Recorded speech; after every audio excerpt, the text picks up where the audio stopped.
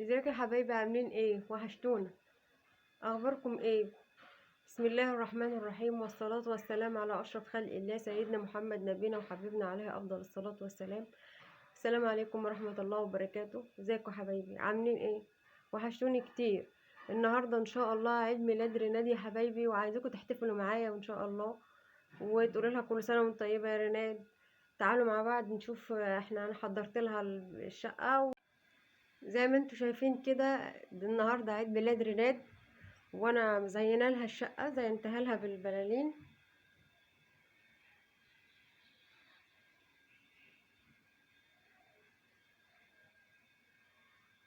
ما عنديش غير ريناد واحده يا جماعه، فلازم أنا اعمل لها احلى حاجه واحسن حاجه، زي ما انتوا شايفين كده.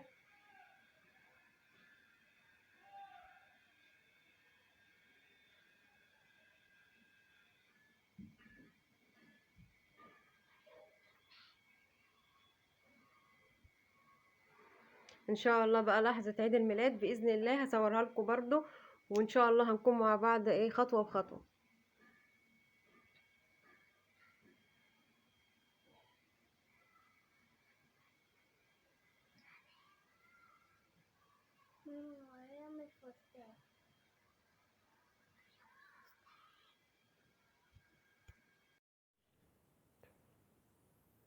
تعالوا بينا يلا يا حبايبي، احنا ان شاء الله دلوقتي زي ما انتوا شفتوا في الفيديو، احنا زينا البيت ووضبناه وعلقنا الزينة بتاعة العيد الميلاد.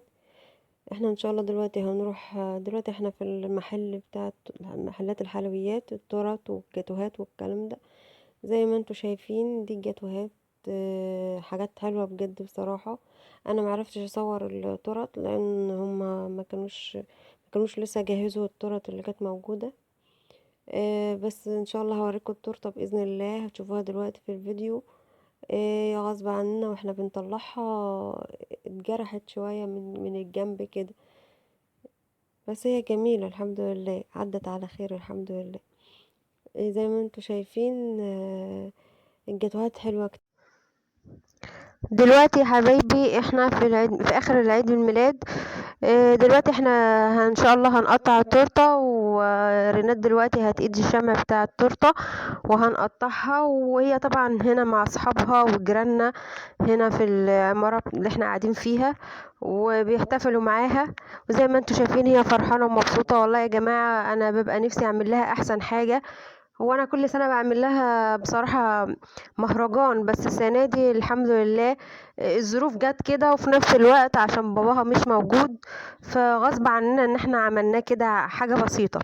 الحمد لله اولا واخيرا كويس ان هو اتعمل اصلا. آه، زي ما انتوا شايفين هي دلوقتي واقفه هي قدام التورته والشمع قايد دلوقتي، وهنطفيه سوا ان شاء الله واصحابها معاها. وهي زي ما انتوا شايفين فرحانه جدا ومبسوطه الحمد لله. بصراحه يا جماعه كان يوم جميل، كان يوم حلو قوي من اوله لاخره. وفي لحظات كتير برضو ما عرفتش ان انا اصورها غصب عني، بس بجد والله يا جماعه كان جميل، كان جميل بجد، كان يوم حلو قوي قوي قوي. وزي ما انتوا شايفين كده الحمد لله. اليوم عدى على خير. هي التورته هتلاقوها باظت شويه من الجنب كده غصب عني، مش وقعت مني، هي اتخبطت مني وانا بطلعها من العلبه بتاعتها غصب عني، اتجرحت حاجه بسيطه. والمشكله انها اتجرحت في المكان اللي انا كاتبه فيه اسم ريناد، هابي بيرث داي ريناد. بس الحمد لله الحمد لله انها عدت على خير، وان الحمد لله ما فيش حاجة حصلت تاني، وانها جت في التورتاية احسن ما كانت تيجي فيها هي او تيجي في اي حاجة تانية. اللهم لك الحمد يا رب. خير، خير من عند ربنا. والله انا ما بزعلش على الحاجات دي، بس الحمد لله.